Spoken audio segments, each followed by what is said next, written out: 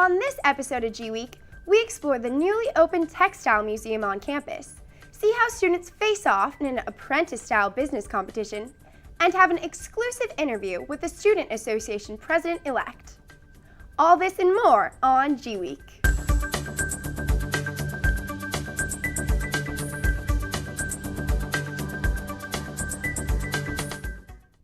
Welcome to another episode of GWeek. I'm your host, Mary Grace Brown.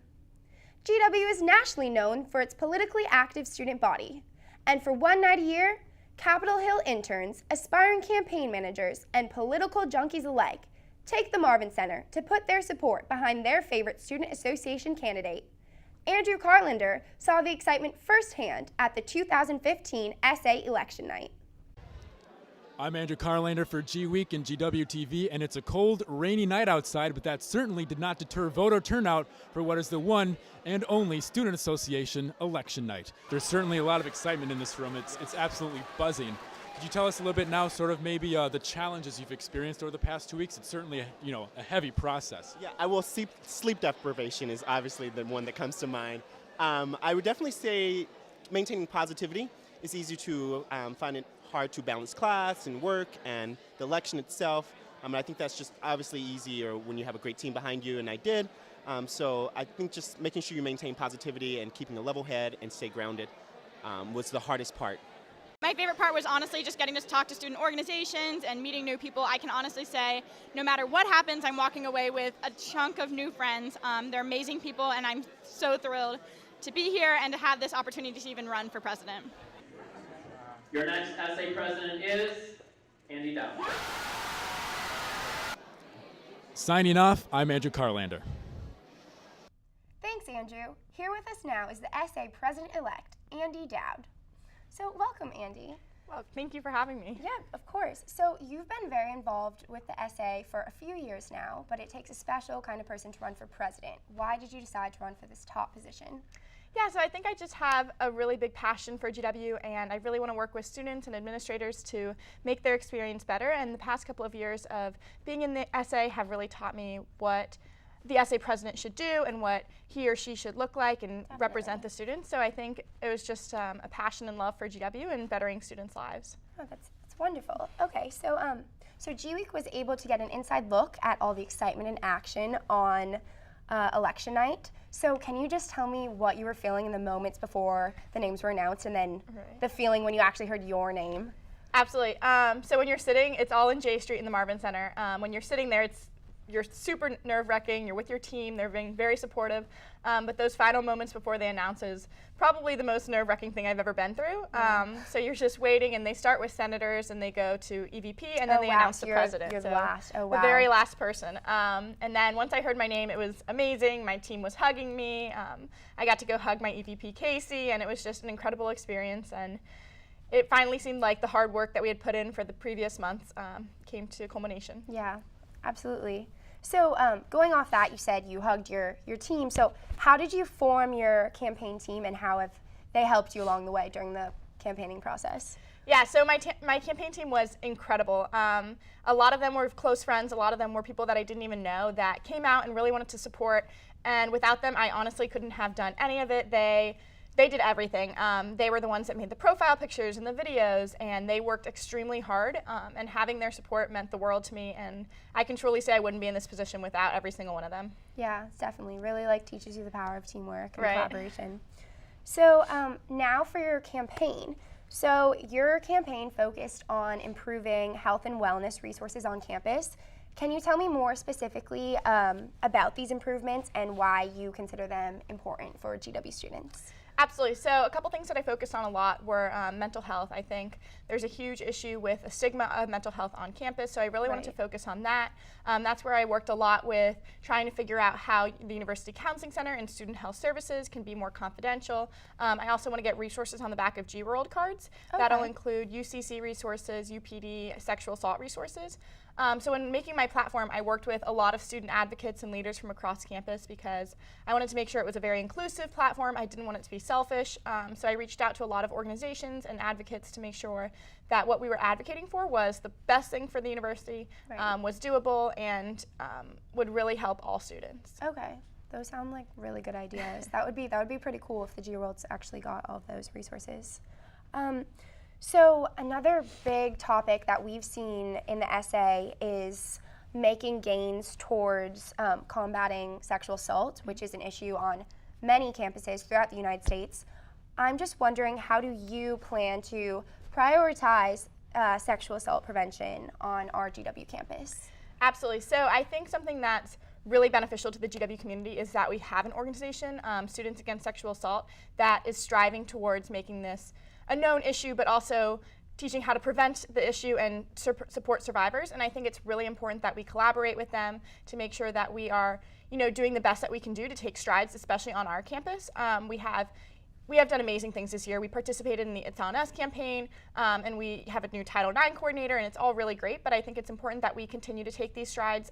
Getting resources on the back of GWorlds is one idea, and there's a lot of great ideas that they have, and I think by collaborating with SASA and with the SA, we'll get a lot achieved this year. Awesome. And then just finally, how will you bring a fresh perspective as the new face of the Student Association?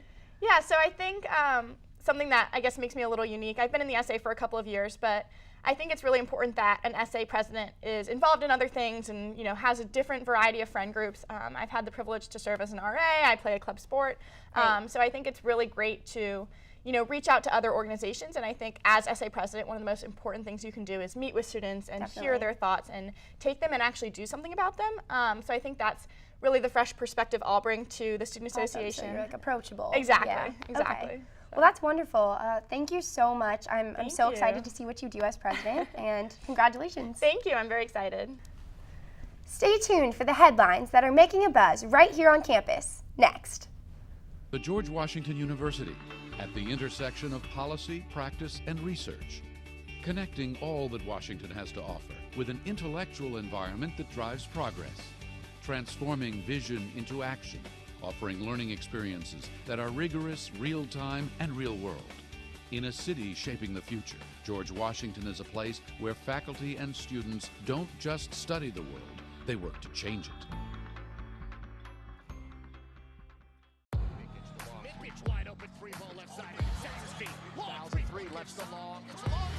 Records aren't broken on game days. They get broken at 6 a.m., late at night, while the rest of the world sleeps.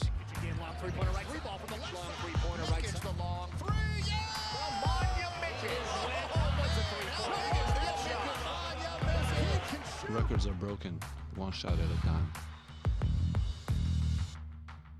Order your tickets today. Welcome back. GW classrooms are the place for innovation and creativity, but with the lack of funding, some departments can't support programs that are meaningful to students. GW recently announced that they would slash funding for their music department. The budget cuts would both shrink the number of on-campus musical ensembles and significantly reduce the hours of adjunct professors. Most music classes will now be restricted to only music majors and minors. In response, students and alumni are banding together to keep the arts relevant at GW. Meanwhile, an advanced advertising class in the business school challenges students to be clever and innovative. Modeled after the show The Apprentice, this 6-credit class provides students with the opportunity to work as a team to present their very own ad campaign and take on other teams in an upcoming competition in New York. Here's Alana Crennan with more.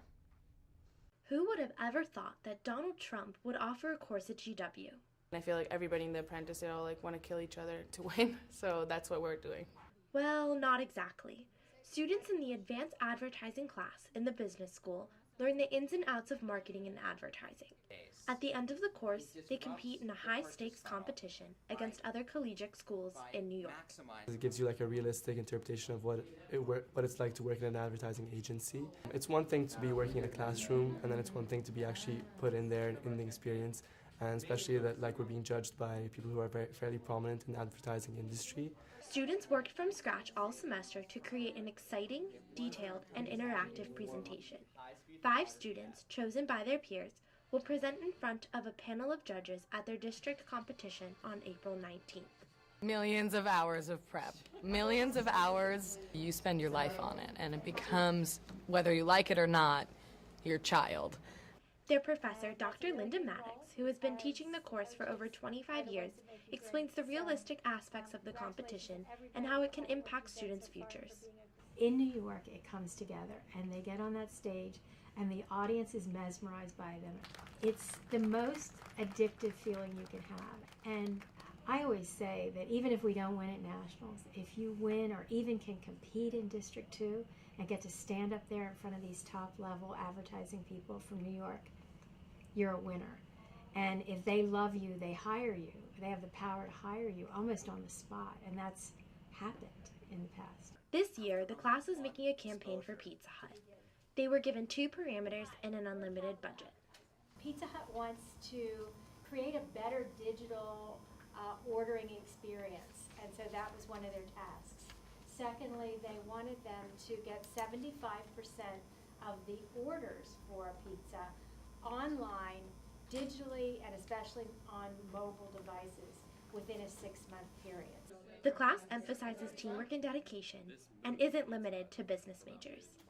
We've spent basically 24/7 together for the past 4 months, so I think it has really helped with the content and with our quality of work because we know each other so well and we're able to support each other in a way that I really have never seen on any other project that I've been able to do. And I'm actually the only non-business student in the course this year. In the past, they've had other SMPA students. If they make it past regionals in New York, the class goes on to nationals. The team has won regionals numerous times and nationals one time in 1998. I remember they asked me how I felt after winning, and I said, other than my wedding, this was the most exciting day of my life. Even though the stress of the all-nighters will eventually come to an end, these students have created a bond that will last forever. We become a real family. Students feel free to call me at home anytime. Like last night, before they were doing their presentation, I said, okay, I'm going to take the phone to bed with me. And if you need me, you call me and wake me up. And that's the kind of relationship that we have in the class. Reporting for GWeek, I'm Alana Kremen. Thanks, Alana.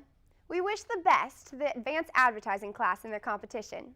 We'll be right back with more headlines after the break. With a fine athletic prediction, Patricio Garino throws it down with 2 hands. Wonderful city. It's a great place to go to school. Keaton Savage open down the right side. Will go and Duncan with his right hand. Not just a family, it's a whole community. Armwood Duncan with 1.9 seconds left. Armwood, a thunder slam. 81-80 George Washington. A huge victory for the Colonials. Welcome back. Get your cameras ready, GW. The National Park Service is predicting that the cherry blossom trees will be in full bloom by the weekend of April 11th.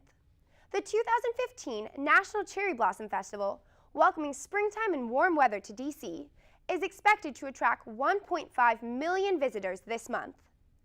If you find yourself hungry after the Cherry Blossom Parade on April 11th, be sure to make your way over to Beefsteak, Jose Andres' newest fast casual restaurant. Visitors can choose from a variety of fresh and organic vegetable selections to customize their high-protein bowl. The Foggy Bottom location at 22nd and I Street is currently the only one in the world, but Chef Andres has already planned another opening in DuPont Circle this summer. Another new addition on campus is the highly anticipated Textile Museum. The 8-year project was finally unveiled to the public this past month, and spectators can expect to see an exclusive collection of textiles and clothing. Holly Goldberg takes us inside the new museum. The George Washington University Textile Museum opened March 21st, marking a final step of a nearly 3-year integration process that brought the 90-year-old Textile Museum and Washingtonia collection to GW's campus. The new museum complex contains the renovated Woolhole House, showcasing the Albert H. Small Washingtonia Collection and Center for National Capital Area Studies, the newly built Textile Museum, Museum Shop, and the 20,000-volume Arthur D. Jenkins Library, which is the world's oldest library devoted exclusively to the textile arts.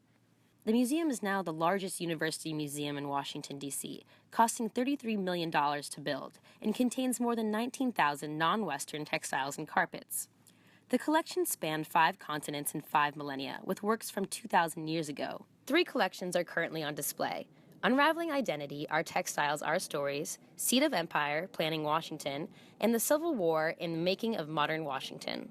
Both the community outreach side, the student engagement Those together are really exciting dimensions of this, but of course what it's really all about is seeing these spectacular artifacts finally mounted on our museum walls. We've had dozens of students that have been involved in actually hands-on work and putting together these exhibitions. Enter a portal through which they will explore the heights and depths of human creativity and the rich variety of human cultures. The museum houses the world's premier collection of carpets from Islamic cultures, with rugs from Spain, Egypt, Turkey, and Iran. The oldest piece of the collection dates back from sometime between 2500 to 3000 BC, from what is now Peru. And the museum also houses a letter written by George Washington himself to Congress in 1790. There will be weekly drop-in lectures and activities. We've got, for instance, every Wednesday a drop-in program at noon on cultural topics by students or faculty members, and they're meant to be 20-minute presentations. The GW Textile Museum is open Monday, Wednesday through Friday, 11:30 to 6:30, Saturday 10 a.m. to 5 p.m., and Sunday 1 p.m. to 5 p.m. Admission is free for museum members, children, and current GW students and faculty. A suggested donation of $8 for non-members will support exhibitions, collections, and educational programs. Thanks, Holly. GW students recently celebrated Spring Fling in U Yard. Before electronic artist Blau and rapper Theophilus London hit the stage, students enjoyed games, free food, giveaways, and even a mechanical shark ride. The musical events were announced only 3 days prior to the event on Facebook. Despite students admitting they weren't familiar with London, they grew to like his tunes. He's not bad, he's better than I expected. Colonials also supported their very own Joe Ramone of Perplex the Crew, a student rapper who opened for Blau. The excitement surrounding the event marked another only at GW moment for students. Coming to Spring Fling makes me realize I'm so happy being at GW. Well, that brings us to the end of our final show for the current school year. Until next time, make sure to check out GWTV on our website at www.gw-tv.com. Thanks for tuning in, GW. We'll be seeing you next fall.